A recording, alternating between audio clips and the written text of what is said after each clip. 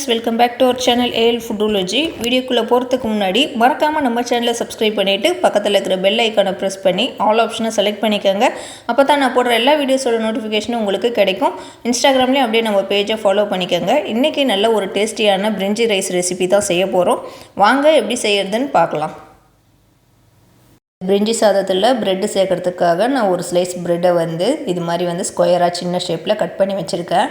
இப்போ இதை நம்ம ஃப்ரை பண்ணிக்கலாம். அதுக்கு ஒரு பேனில் 1 டேபிள் ஸ்பூன் அளவுக்கு கீ சேர்த்து அதை ஹீட் பண்ணிகிட்ருக்கேன். கீ கொஞ்சம் ஹீட் ஆன பிறகு நம்ம இதை நல்லா மீடியம் ஹீட்டில் ரோஸ்ட் பண்ணிக்கலாம்.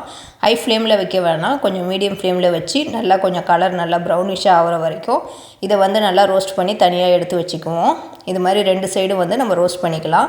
இப்போ சாப்பாடு செய்கிறதுக்கு நான் ஒரு பாத்திரம் வச்சுருக்கேன். அதில் 2 டேபிள் ஸ்பூன் அளவுக்கு கடலெண்ணெய் சேர்த்துக்கிறேன்.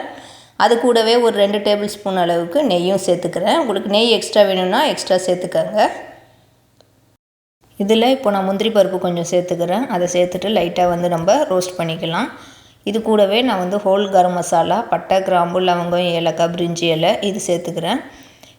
இது நல்லா பொரிஞ்ச பிறகு நான் ஒரு பெரிய சைஸ் வெங்காயம் நல்லா ஸ்லைஸ் பண்ணி எடுத்துக்கிட்டேன். அதை இப்போ இதோட சேர்த்துக்கிறேன். வெங்காயம் சேர்த்துட்டு நம்ம கொஞ்சம் நேரம் வதக்கி விடலாம்.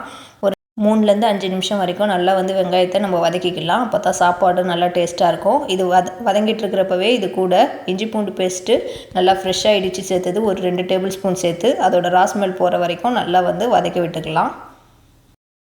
இஞ்சி பூண்டு பேஸ்ட்டு நல்லா வதங்கின பிறகு நான் அது கூடவே சேர்த்து 2 பச்சை மிளகா சேர்த்துக்கிறேன். கீரி பச்சை மிளகா சேர்க்குறப்போ கீரி சேர்த்துக்கோங்க. ஒரு கைப்பிடி அளவு புதினா சேர்த்துட்டு இதோட பச்சை ஸ்மெல் போகிற வரைக்கும் நம்ம லைட்டாக வதக்கி விட்டுக்கலாம். ரஃபாக ஒரு தக்காளி சாப் பண்ணி வச்சுருக்கேன், அதையும் சேர்த்துக்கிறேன். ஒரு 1/4 டீஸ்பூன் அளவுக்கு மஞ்சள் தூள் சேர்த்துட்டு தக்காளி நல்லா வதங்குற அளவுக்கு இதை வதக்கி விட்டுக்குவோம். தக்காளி கொஞ்சம் நல்லா மசிஞ்சு வர வரைக்கும் இதை நல்லா வதக்கி வைக்குவோம். தக்காளியை நல்லா வதக்கி விட்டுட்டு நம்ம கட் பண்ணி வச்சுருக்க காயை சேர்த்துக்கலாம். நான் கேரட் 50 கிராம், பீன்ஸ் 50 கிராம், ஒரு சின்ன சைஸ் உருளைக்கிழங்கு அதையும் சின்னதாக கட் பண்ணி இதோடு சேர்த்துக்கிறேன்.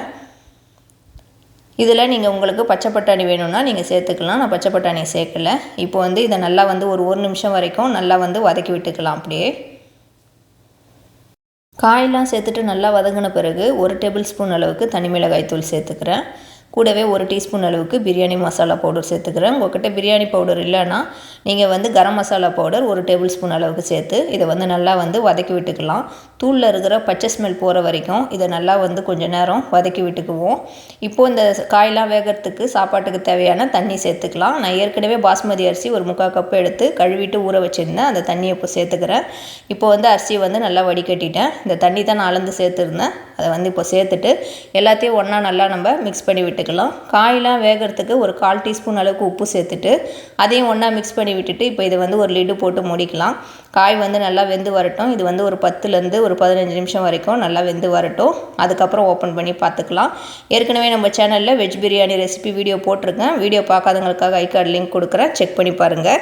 இப்போ ஒரு 10 நிமிஷம் கழித்து நம்ம ஓப்பன் பண்ணி இதை லைட்டாக மிக்ஸ் பண்ணி விட்டுட்டு ஊற வச்சுருந்த பாஸ்மதி அரிசியை சேர்த்துக்கலாம்.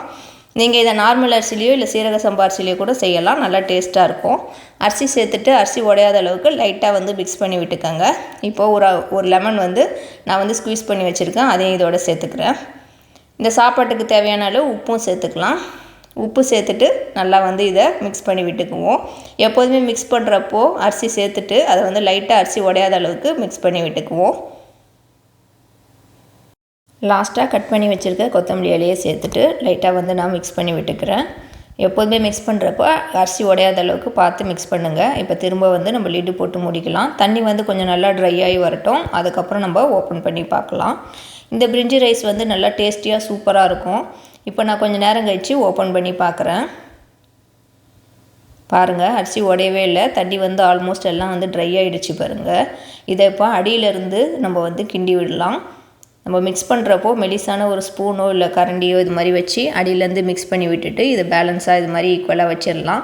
இதுக்கப்புறம் நம்ம தம் ஸ்டேஜ் போட்டுடலாம். நான் ஸ்டவ் ஃபுல்லாக ஆஃப் பண்ணிவிட்டு அந்த ஹீட்லேயே இது நல்லா ரெடி ஆகிடும். இது மாதிரி பாருங்கள், சாதம் லைட்டாக இது மாதிரி மிக்ஸ் பண்ணி விட்டுட்டு இந்த ஸ்டேஜில் நம்ம ஃப்ரை பண்ணி வச்சுருக்க அந்த ப்ரெட்டு துண்டை இதில் சேர்த்துட்டு நம்ம மிக்ஸ் பண்ணி விட்டுட்டு திரும்ப மூடி வச்சிடலாம். இது ஒரு 5லேருந்து 10 நிமிஷம் கழித்து நம்ம சர்வ் பண்ணி சாப்பிட்றப்போ நம்மளோட பிரிஞ்சி ரைஸ் சூப்பராக நல்லா டேஸ்ட்டாக இருக்கும். இந்த மாதிரி பாருங்கள், நான் இப்போ சர்வ் பண்ணிட்டு தான் காட்டுறேன்.